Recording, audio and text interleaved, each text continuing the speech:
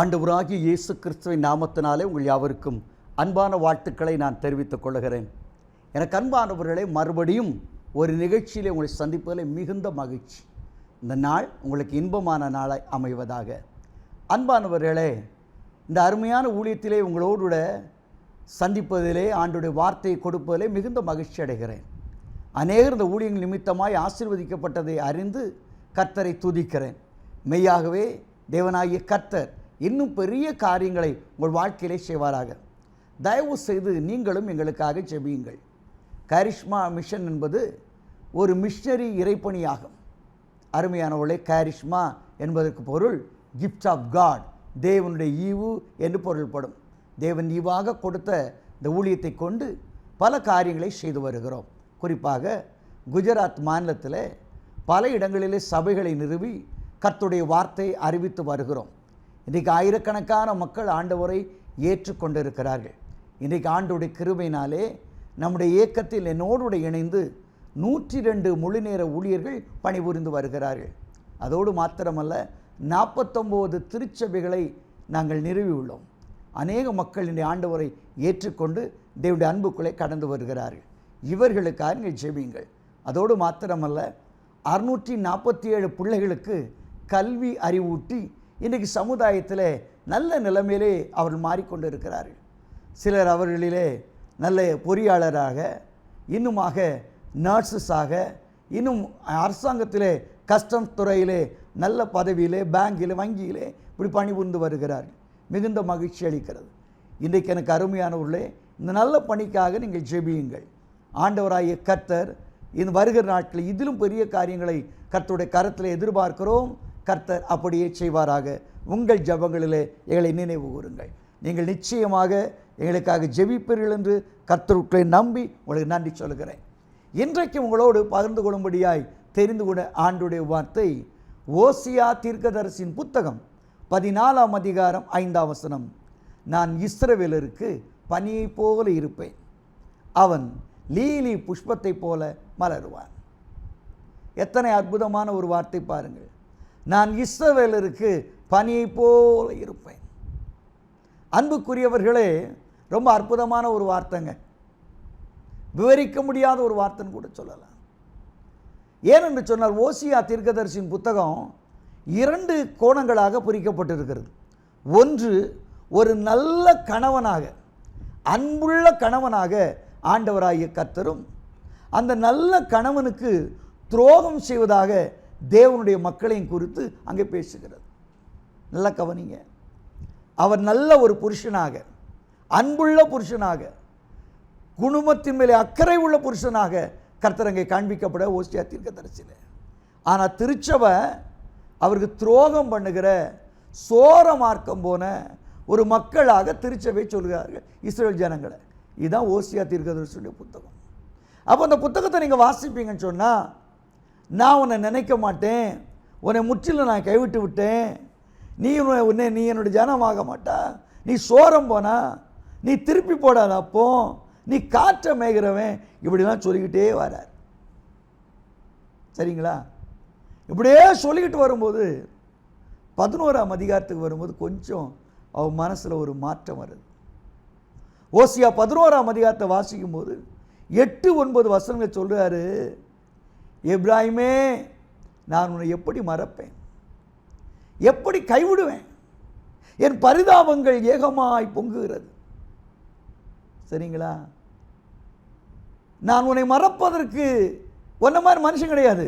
நான் தேவன், எலோஹிம், உன்னை உருவாக்கினவர், நான் உன்னை மறக்க மாட்டேன்றார்.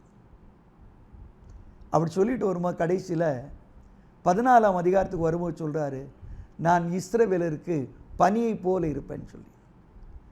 இந்த சீசன் உண்டு பார்த்தீங்களா, சம்மர் சீசன், விண்டர் சீசன். இதில் ரொம்ப கொடூரமான ஒரு சீசன் சொன்னால் இந்த பனிகாலங்க. இந்த பனிக்கு ரொம்ப அற்புதமான ஒரு காரியம் என்னன்னு சொன்னால், இந்த பனி வரும் காலம் ஆரம்பித்தோடனே எல்லோரும் ரொம்ப கொண்டாடுவாங்க. தி செலிப்ரேட். பனிக்காலம் ஆரம்பிச்சின்னு சொல்லி பனிக்கட்டியை தூக்கி வீசுவாங்க, எரிவாங்க. முதல் நாள் அப்படி ஓடிடும், 2 நாள் அப்படி ஓடிடும். பனி இன்னும் அதிகமாக உறைபனி ஆக ஆக ஆக என்ன நடக்குது தெரியுமா? கொஞ்சம் அசத்திங்கன்னா உங்கள் ரத்தத்தை கூட ப்ரீஸ் பண்ணிடுங்க. நீங்கள் சுவாசிக்க கூட முடியாது. நீ பனி அதிகமாகும்போது நிறைய இடங்களில் ஒரு பிரச்சனை உண்டாகும். என்ன பிரச்சனை? பசி இல்லாமல் ஒரு மாதிரிப்பட்ட நிலைமைகள்லாம் உண்டாகுதுன்னு செய்தித்தாளில் வாசித்திருக்கும். அதாவது இந்த பனிக்குள்ள விசேஷத்தன்மைனா இறங்கிறது அப்படியே டாமினேட் பண்ணிடும், தனக்கு கண்ட்ரோல்குள்ளே எல்லாம் கொண்டு வந்துடும். இதைத்தான் ஆண்டவர் சொல்லுகிறார், நான் இஸ்ரவேலருக்கு பனியை போல இருக்கிறேன். உன் சித்து விளையாட்டெல்லாம் இன்னும் நடக்காதுப்பா, நான் பனியை போல வந்து உன்னை அப்படியே நான் கையில் எடுக்க போகிறேன்னு சொல்கிறாரு. Price the Lord. எங்கேயும் ஓட முடியாது பிரதர் சிஸ்டர், எங்கேயும் ஓட முடியாது. ஆண்டு உங்களை கண்ட்ரோல் பண்ண விரும்புகிறாரு, தம்முடைய கரத்தினால சோத்துக்கொள்ள விரும்புகிறாரு. சொல்லிட்டு சொல்கிறாரு, உன்னை நான் ஆசீர்வதிக்க போகிறேன். எப்படி ஆசீர்வதிக்க போகிறேன்? நான் இஸ்ரவேலருக்கு பனியை போல் இருப்பேன், அவன் லீலி புஷ்பத்தை போல மலருவான். சரிங்களா? இன்றைக்கி நம்ம ஊரில் உள்ள லீலியெல்லாம் வித்தியாசமான லீலி. இன்றைக்கி ஓசூருக்கு போனீங்கன்னா ஒரு குறிப்பிட்ட ஒரு சில மலர்களை தவிர மற்ற எல்லா மலர்களும் இங்கேருந்து எக்ஸ்போர்ட் பண்ணுற அளவு அழகாக வளர்த்துறாங்க. அதுக்கான கிளைமேட்டை கொடுத்து, அதுக்கான டெம்பரேச்சர் உருவாக்கி, ஆர்டிஃபிஷியலை உருவாக்கி, தண்ணி எப்படி மழை மாதிரி பெஞ்சு நிறைய கோடிக்கணக்கில் அதை எக்ஸ்போர்ட் பண்ணிகிட்டு இருக்காங்க. சரிங்களா? ஆனால் இந்த லீலி புஷ்பம் வித்தியாசமானது. பாலஸ்தீனா நாடுகளில் லீலி புஷ்பம், அங்கே உள்ள அந்த மலைகள், அதாவது நீங்கள் பார்த்து மணல்கள் கல்கள் நிறைந்த இது இருக்கும், அங்கங்கே முச்செடிகள் புதர்கள் இருக்கும். இந்த நாடுகளில் பனிக்காலம் வரும்போது சில சமயம் உறைபனி காலம் வரும். இந்த உறைபனி காலம் வரும்போது அப்படியே இறங்கும், காலையில் ரொம்ப ஃப்ரீஸ் ஆகி இறங்கும். இறங்கும்போது இந்த காடுகளுக்கு பார்த்தீங்களா, புஷ்ஷஸ் அடர்ந்த செடிகள் இருக்குது பார்த்தீங்களா, அந்த முட்புதர்களுக்கு பார்த்தீங்களா, அது என்ன அந்த பள்ளத்தாக்கில் அங்கங்கே போய் அப்படி உரைக்கும். உறையும் போது அதன் கீழே வேர்கள் இருக்கும், அல்லிகளுடைய வேர்கள் இருக்கும். அந்த லீலி புஷ்பங்கள் அது வந்து முளைச்சி அப்படியே வரும். அந்த லீலியுடைய வேர்கள் இருந்து அப்படியே வரும். அது எங்கே முளைச்சின்னு யாராலையும் கண்டுபிடிக்கவே முடியாது. எப்படி கண்டுபிடிப்பாங்க தெரியுமா? அந்த லீலி புஷ்போடைய மலர்ந்து அப்படி வரும்போது, அந்த காற்று அடிக்கும்போது அந்த முட்கள் அதை லீலி மலர் மேலே பட்ட உடனே அந்த லீலி மலர்கள் வந்து கிளிய ஆரம்பித்த உடனே அந்த வாசனை வீச ஆரம்பிக்கும். இந்த வாசனையை பார்த்தோன்னாப்பா இந்த இடத்துல லீலி புஷ்பம் இருக்குது, லில்லி ஃப்ளவர் இருக்குன்னு சொல்லி அங்கே உள்ள மக்கள் வந்து அந்த முச்செடிகளெல்லாம் அகற்றி அந்த லீலி புஷ்பங்களை எடுத்துக்கொள்வார்கள். ஒரு கிறிஸ்தவனுடைய ஆசீர்வாதம் எப்படி இருக்கும்? கர்த்தர் நம்மை ஆசீர்வதிக்கிறார், நம்மை மேன்மைப்படுத்துகிறார். கிறிஸ்டியன் பிளஸ்ஸிங்க்கும் மற்ற பிளஸ்ஸிங்க்குள்ள வித்தியாசம் என்ன? மார்க் 10ஆம் அதிகாரத்தில் 29ஆம் வசனத்தில் பேதுரு கேட்குறான், ஐயரே நாங்கள் எல்லாத்தையும் விட்டுட்டு உங்களை பின்பற்றி வந்தோமே, எங்களை பற்றி என்ன? ஆண்டவர் சொல்லுகிறார், என் நிமித்தம் வீட்டையாவது மனைவியாவது தன் உடன்பிறப்புடைய சொத்துக்களை எதை விட்டுட்டு வந்தியோ இம்மையிலே இப்பொழுதே துன்பங்களோடு, நல்ல கவனிங்க, you got to underline the word, துன்பங்களோடு 100 திரும்ப பெற்றுக்கொள்வீர்கள். 100% ஆசீர்வதிக்க போகிறேன். ஆனால் ஒரு துன்பம் உண்டு. அது சொல்லுது, நான் இஸ்ரவேலுக்கு பனியை போல இருப்பேன், லீலி புஷ்பத்தை போல மலருவான். ஐயோ நான் எப்படி போவேன், என்ன செய்வேன்? நம்ம லைஃபுக்கும் மற்றவங்களும் வித்தியாசம் உண்டுங்க. ஒவ்வொரு காரியத்தையும் நம்ம பெற்றுக்கொள்ள முன்னாடி எவ்வளவு பாடுபடுறோம். சரிங்களா? மற்றவங்க ஈஸியாக ஒரு வீட்டை கட்டிடுவான். ஆனால் நீங்கள் வீட்டை கட்டும் முன்னாடி நீங்கள் பட்ட பாடு ஆண்டவருக்கும் உங்களுக்கு தான் புரியும். ஈஸியாக ஒரு காரை வாங்கிடுமா, ஆனால் நீங்கள் காரை வாங்க போய் எவ்வளோ பிரச்சனை வந்து உங்களுக்கு தெரியுமா? எல்லாருக்குள்ள ஈஸியாக கல்யாணம் நடக்கும், ஆனால் உங்கள் வீட்டு கல்யாணத்தில் நீங்கள் பட்ட பாடு ஏன் தெரியுமா? நான் உலகத்தார் அல்லாது போல நீங்கள் உலகத்தார் அல்ல. உலகத்தில் கர்த்தருடைய ஆசீர்வாதத்திற்கும் மற்றொரு ஆசீர்வாதத்துக்கும் உள்ள வித்தியாசம், தேவனுடைய பிள்ளைகளுக்கு நீதிமானுக்கு வரும் துன்பங்கள் அநேகமாக இருக்கும், அவை எல்லாவற்றிலிருந்தும் கர்த்தர் விடுவிக்கிறார் என்று சொன்னது போல துன்பங்களோடு 100 ஆசீர்வாதத்தை பெற்றுக்கொள்வீர்கள். சரிங்களா? நான் இஸ்ரவேலருக்கு லீலி புஷ்பத்தை போல இருப்பேன். ரொம்ப அற்புதமான ஒரு வார்த்தை. கேட்க கேட்க எவ்வளோ சந்தோஷம். நீ யார் தெரியுமா? சாதாரண ஆளுங்க கிடையாது. லீலி புஷ்பம் வாசனை கொடுக்க போறீங்க.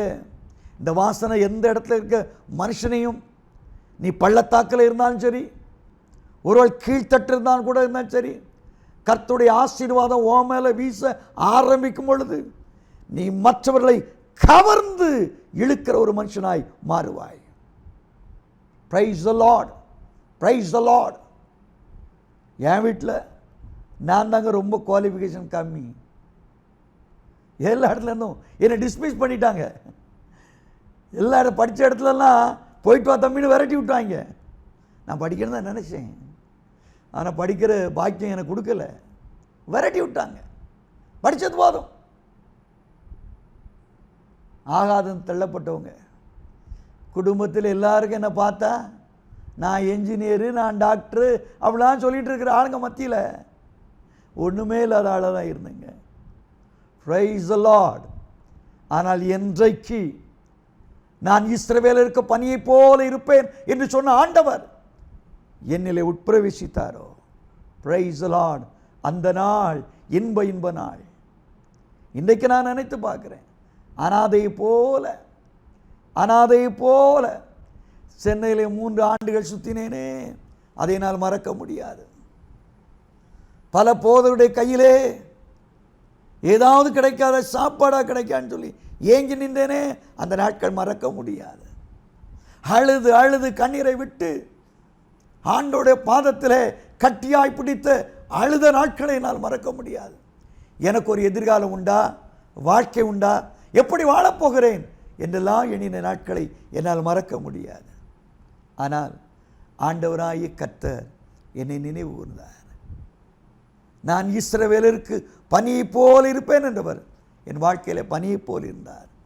மலர் கொடுக்க, பல நாடுகளிலே ஆண்டோடைய சுவிசேஷத்தை சொல்ல, அநேக ஜனங்களை ஆசீர்வதிக்கப்பட கர்த்தர் எனக்கு நல்லவராகவே இருந்தார்.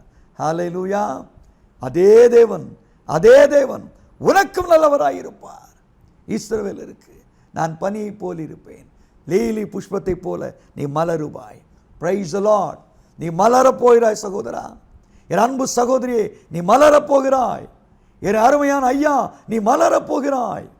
உன் வாழ்க்கை ஒரு ஆசீர்வாதமான வாழ்க்கையாய் மாறப்போகிறது. இஸ்ரவேலருக்கு நான் பனியை போல் இருப்பேன் என்று சொன்னால் அதனுடைய அர்த்தம் என்ன? பனி என்பது முதலாவது அவருடைய பிரசன்னத்தை குறிக்கிறது. ஆதியாகமம் 27:28 ஈசாக்கு தன்னுடைய குமாரனாகிய யாக்கோபை ஆசீர்வதிக்கும் பொழுது, தேவன் உனக்கு வானத்தின் பனியை தந்தருள்வாராக. வானத்தின் பனி என்பது கர்த்தருடைய சமூகத்தை குறிக்கிறதா இருக்கிறது. கர்த்தருடைய சமூகம், ஒரு மனுஷனுடைய வாழ்க்கையில் கர்த்தருடைய சமூகம் வரும்போது அதை போல மகிழ்ச்சி இந்த உலகத்தில் எதுவுமே இல்லைங்க. அவ்வளோ அற்புதமான சமூகம். சங்கீதக்காரன் சொல்லுகிறான் அல்லவா, சங்கீதம் 16:11 அவருடைய சமூகத்தில் பரிபூர்ண ஆனந்தம், நித்திய பேரின்பம் உண்டு. கர்த்தருடைய சமூகம் ஒரு மனுஷனுடைய வாழ்க்கையில் வந்துருச்சுன்னா ஒரு பரிபூர்ண ஆனந்தம், இட்டர்னல் ஜாய், எவர்லாஸ்டிங் ஜாய் இல்லைங்களா? அதான் கர்த்தருடைய சமூகம். கர்த்தருடைய சமூகத்தில் வாழுகிற ஒரு மனுஷன் சந்தோஷமாக இருப்பான். ஆகவே தான் அங்கே சிறைச்சாலை இருந்த பொழுது பிலிப்பு எழுதுகிறான், நிருபத்தை எழுதுகிறான், சந்தோஷமாயிருங்கள், மறுபடியும் நான் சொல்கிறேன் சந்தோஷமாயிருங்கள். அதுக்கு முன்னாடி 4ஆம் அதிகாரத்தில் வாசிப்பாங்க, அந்தபடியே கர்த்தருக்குள் நிலைத்திருங்கள், ரூட்டட், வேற போடுங்கன்றார். கர்த்தருடைய பிரசனம் உனக்குள்ள ரூட்டடாக இருக்கணும்னு சொல்கிறார். அப்போது வானத்தின் பனி என்பது அது எதை குறிக்கிறது என்று சொன்னால் கர்த்தருடைய சமூகத்தை குறிக்கிறது. கர்த்தருடைய சமூகம் உன்னோடு கூட இருக்கிறதா? கர்த்தருடைய சமூகம் ஒரு மனுஷனுடைய வாழ்க்கையில் வரும்பொழுது சாதாரணமாக இருக்கிற ஒரு மனுஷன் எக்ஸ்ட்ராடனரியாக மாறுவான். அதான் அற்புதம், அதான் அதிசயம். உன் சாதாரண வாழ்க்கை எக்ஸ்ட்ராடனரியாக மாறணும்னா கர்த்தருடைய சமூகம் தேவை. நீங்கள் வேத வசனத்தை வாசித்து பாருங்கள். யாத்திராகமம் 33ஆம் அதிகாரம் 14ஆம் வசனத்தை சொல்லுகிறார். என்ன சொல்லுகிறார்? என் சமூகம் உனக்கு முன்பதாக செல்லும், நான் உனக்கு இளைப்பாறுதல் தருவேன் சொல்லி முடிச்சிட்டார். ஆனால் 15-14 வாசிக்கும் பொழுது மோசே சொல்கிறான், என்ன சொல்கிறான் தெரியுமா?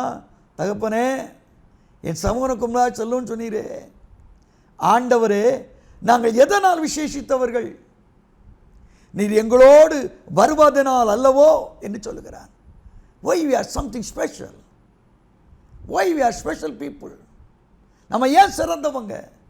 ஆண்டவர் நம்மோடு வருவதினால், நம்மோடு அவர் வருவதினால், நம்மோடு அவர் பயணம் செய்வதினால் நாம் விசேஷத்தோடு அழைத்துக்கிடுகிறோம். இந்த ஆண்டவர் உங்களோடு வருவீங்கன்னா நீங்கள் சாதாரணமானவங்க எக்ஸ்ட்ரானரியாக மாற முடியும். That is true. அதான் உண்மை. சாதாரண வாழ்க்கை எக்ஸ்ட்ரானரியாக மாறணும்னா you need the presence of the lord. கர்த்தருடைய சமூகம் வந்துருச்சுன்னா சாதாரண மனுஷங்களையும் அசாதாரணமாய் மாற்றுகிறார். அப்போஸ்தலர் நடபடிகள் 4ஆம் அதிகாரம் 13ஆம் வசனத்தை வாசித்து பாருங்க. பேதுரும் யோவானும் பேசுகிற தைரியத்தை கண்டு அவள் படிக்காதவள் என்றும் அவர் பேதமை உள்ளவர் என்றும் அறிந்து இயேசுவோடு இருந்தவர்கள் என்று அறிந்து கொண்டார்களாம். என்ன நல்ல டெஸ்டிமனி பாருங்களேன். ஏன் அவங்க ஸ்பெஷல் பீப்புள் ஆனாங்க? அவங்க ரொம்ப பயப்படுறவங்க. இப்போ எழுத படிக்க தெரிஞ்சுமோ எனக்கு தெரியல. ஆனால் அவங்க இப்போ ஆண்டவருக்குள்ளே இருக்கிறபடினால் பரிசுத்தாவினுடைய நிறைவு அவர் பெற்ற பொழுது எக்ஸ்ட்ரானரியாக ஃபங்க்ஷன் பண்ணுறாங்க. நான் கூட யோசித்து பார்ப்பேன், எப்படி அந்த பேதுருவுக்கு பைபிள் அப்படி தரோவாக வருது பாருங்க, அடிக்கிறாரு பாருங்க. அந்த ஜீவாதிபதியை நீங்கள் கொலை செய்தீர்கள், ஏன் வேடிக்கை பார்க்குறீங்க? இதை குறித்து தாவீது தம்முடைய வாக்கியத்தில் சொல்லியிருக்கிறான், கர்த்தரை எப்பொழுது எனக்கு முன்பதாக வைத்திருக்கிறேன். தேவனை கர்த்தர் எழுப்பினார்.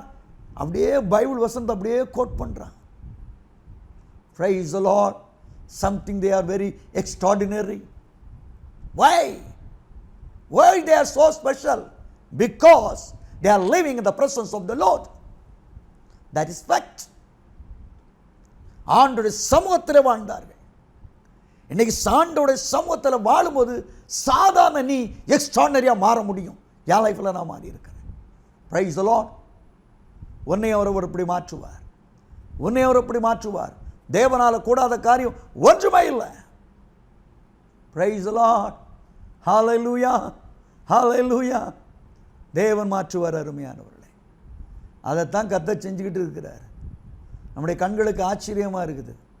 எப்படி ஆச்சுது? எந்த விதத்தில் ஆச்சுது? கர்த்தர் இந்த காரியத்தை செஞ்சு முடிச்சிருக்கிறார். Praise the Lord. கர்த்தருடைய சமூகம் உங்களோடு வரும்படி சொல்லுங்க. ஆண்டவர் நீரே வாங்கப்பா, நீங்கள் வாங்கப்பா. கர்த்தருடைய சமூகம் நம்மளோட வருன்னா எல்லா நிலைமையிலும் கர்த்தர் நமக்கு உதவி செய்வார். எல்லா நிலைமையிலையும் இல்லைங்களா? நம்முடைய வாழ்க்கையின் தனிப்பட்ட வாழ்க்கையில், குடும்ப வாழ்க்கையில், நம்முடைய சூழ்நிலைகளை கர்த்தர் நமக்கு செய்வார். ஆகவே தான் சொல்கிறார், நான் இஸ்ரவேலருக்கு பனியை போல இருப்பேன்றார். அப்போ பனி என்பது முதலாவதாக கர்த்தருடைய சமூகத்தை குறிக்கக்கூடியதாக இருக்கிறது. நீ லீலி புஷ்பத்தை போல மலர்னா ஒவ்வொரு நாளும் கர்த்தருடைய சமூகத்தை நாடு. காலை எந்திரிச்சோன்னே அப்படியே நல்லா தூங்கிக்கிட்டு அப்படியே வயிறு முட்டை சாப்பிட்டுட்டு ஆஃபீஸுக்கு ஓடாத. சில வசன காலண்டர் போட்டிருப்பாங்க, அதை தொட்டு பார்த்துட்டு போவாங்க. சுருக்கமான ஜபத்துக்கு பெருக்கமான ஆசை, அப்படி ஓடாதையா, ஒன்றும் நடக்காது. இவர் டோட்டலி ஃபெயில், தோல்வியடைஞ்சு போவா. ஆண்டோட சமூகத்தை நாடு, முழங்கால் போடு, ஜோமன. Price the Lord. அப்போ தான் உன் வாழ்க்கையில் கர்த்தருடைய சமூகம் வெளிப்படும். கர்த்தர் விடுதலை கொடுப்பார். சங்கீதக்காரன் அழகாக சொல்கிறான், சங்கீதம் 5 சொல்கிறான், அதிகாலையில் ஆயத்தமாகி நான் உமக்காக காத்திருப்பேன், கர்த்தாவே என் சத்தத்தை கேட்பீர் என்று சங்கீதம் 5 சொல்கிறான். நாடுறியா? எங்கெங்கேயோ ஓடிக்கிட்டு எனக்கு ஃபெயில் ஆயிடுச்சுங்க, இன்னும் அதில் எனக்கு ஒன்றும் நடக்காது. எப்படி நடக்கும்? கர்த்தருடைய சமூகத்தை நாடினியா? அப்போ பனியை போல இருந்து லீலி புஷ்பத்தை போல நீ மலர்னா முதல்ல கர்த்தருடைய presence, you need the presence of the Lord. Number 2, ரெண்டாவது வானத்தின் பனி என்றால் என்ன? அங்கே அழகாக சொல்லப்பட்ட உபாகமம் 32ஆம் அதிகாரம் 2ஆம் வசனம். அவர் சொல்ல, புல்லின் மேலே பனித்துளி இறங்குவது போல என் வசனம் உன்னிலே இறங்கும். த வேர்ட் ஆஃப் காட், கர்த்தருடைய வார்த்தை இல்லையா? எபிரேயர் 4:12 சொல்லு, கர்த்தருடைய வார்த்தை ஜீவன் உள்ளது, வல்லமை உள்ளது. 119 சொல்லு, வாரிவன் தன் வழி எதினாலே சுத்தம் பண்ணி கொள்வான், அவருடைய கற்பனையின்படி அவருடைய வார்த்தையின்படி அல்லவா என்று சொல்லுகிறான். அது பாதைக்கு வெளிச்சம் என்று சொல்லுகிறான் சங்கீதக்காரன். கர்த்தருடைய வார்த்தை நம்மள இருக்கிறதா? நீ வாழ்க்கையில் நான் கேட்டதெல்லாம் நடக்கணும்னு நினைக்கிறீங்க?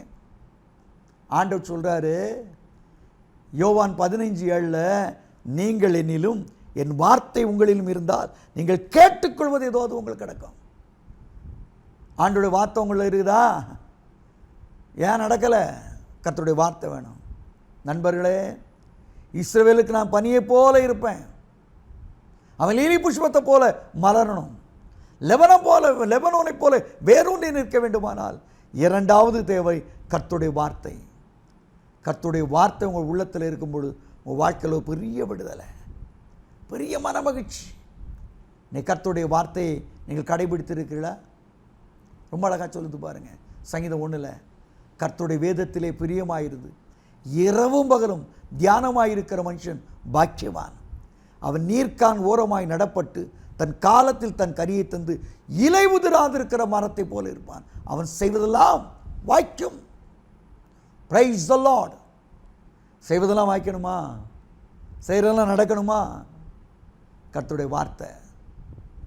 நீ எங்கே போனாலும் நல்லா நிற்க முடியலங்க, எதை தொட்டதெல்லாம் நட்டங்க. ஐயோ நஷ்டம்னா நஷ்டம், நஷ்டம்னா நஷ்டம். ஏன் நஷ்டம்? கர்த்தருடைய வார்த்தை இல்லை. கர்த்தருடைய வார்த்தை அபூர்வமாக இருக்கிறது. ஆண்டவர் சொல்கிறார் ஓசியா 4:6, நீ என் வேதத்தை மறந்தால் ஆகையால் நானும் உன் பிள்ளைகளை மறப்பேன். என் பிள்ளைங்களுக்கு நற்பு நடக்கலை, குடும்ப தலைவா குடும்ப தலைவி பைபிள் வாசிக்கிற பழக்கம் இருக்கா? ஐயா இருக்குதாம்மா. நீ பைபிள் புஸ்தகத்தை வாசி, பைபிளை தியானிக்க ஆரம்பி, உன் குடும்பத்துக்கு ஒரு விமோச்சனம் வரும், குடும்பத்துக்கு ஒரு விடுதலை வரும். அப்போ பைபிளுக்கு நேராக திரும்புவோம். ஆண்டவரே, இரவும் பகலும் உடைய வேதத்தை தியானிக்கிற ஒரு மனுஷனாக மாறுவேன், உடைய வேதத்தை நான் வாசிப்பேன்னு சொல்லுங்கள். இதில் எல்லாம் பெரிய அற்புதம் என்னன்னு தெரியுங்களா? 1 பேதுரு 1:23 சொல்லுகிறது, கர்த்தருடைய வார்த்தை அது மாறாத வார்த்தை, நித்திய வார்த்தை, அழிவுள்ளவற்றினால் அல்ல, அழியாததும் மாசற்றதும் என்றென்றைக்கும் நிலைத்திருக்கிறதுமான தேவ வசனத்தினாலே மறுபடியும் ஜெனிப்பிக்கப்பட்டீர்களே. இந்த கோட்டைகள் இருக்கு பாருங்க, அந்த கோட்டை இந்த கோட்டை, திப்பு சுல்தான் கோட்டை, அந்த கோட்டை இந்த கோட்டை, நிறைய கோட்டைகளை பார்த்துருவீங்க. இதில் ஒரு அற்புதம் ஒன்று நடந்திருக்கு தெரியுமா? என்ன அற்புதம்? பெரிய பெரிய கோட்டைகளை கட்டி வச்சுருப்பாங்க, அந்த கோட்டையில் ஒரு ஓட்டை விழுந்திருக்கும். என்ன ஓட்டை? எங்கேயோ போன ஒரு பறவை ஒரு ஆழம் விதை எடுத்து எச்சமாக அதை போட்டிருக்குங்க. அந்த விதை அந்த கோட்டையில் விழுந்தது. அது என்னதான் பண்ணிச்சோ தெரியல, இவன் அழகான கோட்டையை கட்டி வச்சிருப்பான், அதில் ஒரு ஆலமரம் முளைச்சிருக்கும். ஆலமரத்தை அசைக்க முடியாது, ஏன்னா அந்த வித்து, ஆலமரத்தின் வித்து எப்படியோ அந்த கோட்டையில் ஏதோ ஒரு பக்கம் இறங்க அதில் இந்த அழகான ஆலமரங்கள் முளைத்தெழும்புகிறது. இதை போலத்தான் கர்த்தருடைய வார்த்தை உள்ளத்தில் இருந்துச்சுன்னா, உன்னை எவ்வளவுதான் மட்டம் தட்ட நினைச்சாலும், உன்னை மண்ணை போட்டு மூட நினைச்சாலும், உன்னை சாகடிக்க நினைச்சாலும், உனக்குள்ளே இருக்கிற கர்த்தருடைய வார்த்தை நிச்சயமாய் வெளியே வரும். Price the Lord. கர்த்தருடைய வார்த்தை ஜீவன் உள்ளது போல உன் காரியங்களையும் பட்ட பகல் வெளிச்சத்தை போல கர்த்தர் ஒரு அற்புதத்தை செய்வார். பிரைஸ் தி லார்ட் சொல்லு, பிரைஸ் தி லார்ட் சொல்லு. உனக்கு ஒரு விடுதலை உண்டு சகோதரா, கர்த்தருடைய வார்த்தை உனக்குள்ளே இருக்கும்போது. Price the Lord. கர்த்தருடைய வசனத்தை கைக்கொள்கிற உத்தம மார்க்கத்தார் என்று சொல்லுகிறது. கர்த்தருடைய வார்த்தை இருக்குதா? இன்னைக்கு ஆண்டவர்கிட்ட கேளுங்க, ஆண்டவரே அதை எல்லா காவலோடும் காத்துக்கொள்ள எனக்கு வாழ்க்கை தாங்கப்பா. நீ இஸ்ரவேலுக்கு பனியை போல் இருப்பேன்னு சொல்றீங்களே, அந்த பனியாகிய கர்த்தருடைய வார்த்தை எனக்குள்ளே இறங்கட்டுன்னு சொல்லுங்க. அந்த வார்த்தை இறங்கும்போது உங்கள் வாழ்க்கை தலைகீழாக மாறும். யாரும் உங்களை தடை செய்ய முடியாது. எந்த வல்லமையும் தடை செய்ய முடியாது, எந்த அதிகாரம் தடை செய்ய முடியாது, எந்த சாந்து சிமெண்ட் எதுவும் உங்களை தடை செய்ய முடியாது. நீங்கள் வெளியே வருவீர்கள். Price the Lord. இன்றைக்கு கர்த்தர் அந்த உத்தரவாதத்தை கொடுக்குறார். அந்த உத்தரவாதத்தை நான் இஸ்ரவேலருக்கு பனியை போல இருக்க போகிறேன். அவன் எல்லா கோட்டையும் ஒட்டச்சி வெளியே வர போகிறான். வர முடியுமா முடியாதா? நீங்கள் வருவீங்க. சொல்லுங்கள், நான் வருவேன். இயேசுவின் நாமத்தினால என்னை எந்த கோட்டையும் தடுக்க முடியாது, எந்த எரியோவும் தடுக்க முடியாது. நான் உடைத்து வெளியே வருவேன். Price the Lord. அதான் கர்த்தர் கொடுக்க வாக்குத்தத்தம். பிடித்துக்கொள்ளத, அதன்படியே நடக்க போகுது. அடுத்து இஸ்ரவேலுக்கு நான் பனியை போல இருப்பேன்னு சொல்கிறார். அந்த பனி எதை குறிக்குது? நீங்கள் சங்கீதத்தில் வாசிக்கும்போது 110 சங்கீதம் 3 வசனம் சொல்கிறது, விடிய கால வெளுப்பை போல உமக்கு யவன ஜனம் பிறக்கும். என்ன ஜனம்? யவன ஜனம். யவன ஜனன்றதுக்கு அர்த்தம் என்னன்னு சொன்னால் பியூட்டிஃபுல். பியூட்டிஃபுல், அழகு. விடிய கால வெளுப்பை போல, பனியை போல யவன ஜனமுக்கு பிறக்கும். ஆண்டவர் இன்றைக்கு உங்கள் வாழ்க்கையில் ஒரு அழகான வாழ்க்கை தர விரும்புகிறார். இது ரொம்ப சிம்பிளாக சொல்லி முடிச்சலாங்க. என்ன தெரியுமா? அப்போஸ்தலர் நடவடிக்கைகள் 3ஆம் அதிகாரத்தில் அலங்கார வாசல் என்று ஒரு வாசல் இருந்துச்சு. அதில் அலங்கோலமான ஒரு மனுஷன் நடக்க முடியாமல் பிச்சை கேட்டுக்கிட்டு உட்கார்ந்துருந்தான். இல்லையா? ஃபாதர் கூட அலங்கார வாசலிலே அலங்கோலமாய் உட்கார்ந்துருந்தான். உம்மாலாகும் எல்லாமாகும். அலங்கோலமாக உட்கார்ந்துருந்தான். இன்றைக்கு கர்த்தர் உனக்குள்ள வரும் பொழுது அழகான அலங்கோலமான நீ அழகாய் மாறுவாய். உன் நடவடிக்கைகள், உன்னுடைய பர்ஃபார்மன்ஸ், நீ செய்கிற காரியங்கள் எல்லாம் அழகாக மாறப்போகுது. Price the Lord. நான் சொன்ன மாதிரி விளியக்கால வெளுப்பை போல அந்த பனி இறங்கும் பொழுது நீ அழகுள்ளவனாய் மாறுவாய், சிறந்தவனாய் மாறுவாய். உனக்கு எதிராக யார் நிற்க முடியாது. நீ செய்கிற ஒவ்வொரு காரியங்களும் சரித்திரத்தை உருவாக்குற அளவு கர்த்தரை மேன்மைப்படுத்துவார். இன்றைக்கு ஆண்டோடைய சமூகம் சொல்கிறது, நான் இஸ்ரவேலருக்கு பனியை போல் இருப்பேன். பனியை போல் இருக்கும் பொழுது லீலி புஷ்பத்தை போல மலருவான். நீங்கள் மலரப் போகிறீர்கள். வானத்தின் பனியாகிய கர்த்தருடைய பிரசன்னம், வானத்தின் பனியாகிய கர்த்தருடைய வார்த்தை, வானத்தின் பனியாகிய அழகு, தேவனுடைய அலங்கரிப்பு உனக்குள்ளே வரும் பொழுது நீ அற்புதமான ஒரு மனுஷனாய் மாறுவாய். இன்றைக்கி அந்த தேவன் நோக்கி பார்ப்போமா? தேவன் நோக்கி நாம் ஜெபிப்போம். எங்கள் பரலோக பிதாவே, நான் இஸ்ரவேலுக்கு பனியை போல இருப்பேன்னு சொன்னீங்களே. இன்றைக்கு வாழ்க்கையில் வெறுக்கப்பட்டவனாய், வெறுக்கப்பட்டவளாய், ஒதுக்கப்பட்டவளாய், புறக்கணிக்கப்பட்டவளாய் இருக்கிறேன். எனக்கு நீங்கள் இறங்குங்க, எனக்கு நீங்கள் இறங்குங்க தகப்பனை, எனக்கு நீங்கள் இறங்குங்க. என் வாழ்க்கையை அலங்காரமுள்ள வாழ்க்கையை மாற்றுங்க, அழகுள்ள வாழ்க்கையை மாற்றுங்க. இன்றைக்கு நான் லீலி புஷ்பத்தை போல மலர விரும்புகிறேன் என்று யாரெல்லாம் என்னோடு கூட சேர்ந்து ஜெபிக்கிறாளோ ஒவ்வொருடைய வாழ்க்கையிலும், ஹல்லேலூயா, ஒவ்வொருடைய வாழ்க்கையிலும் அற்புதங்கள் உண்டாவதாக, அதிசயங்கள் உண்டாவதாக. நேரே அற்புதங்களை செய்யும். இயேசுவின் நாமத்தில் வேண்டுகிறோம் ஜீவனுள்ள பிதாவே. ஆமேன், ஆமேன், ஆமேன். God bless you. ஆண்டவருடைய கிருபையினாலே குஜராத்திலே 20 வருட ஊழியங்கள்,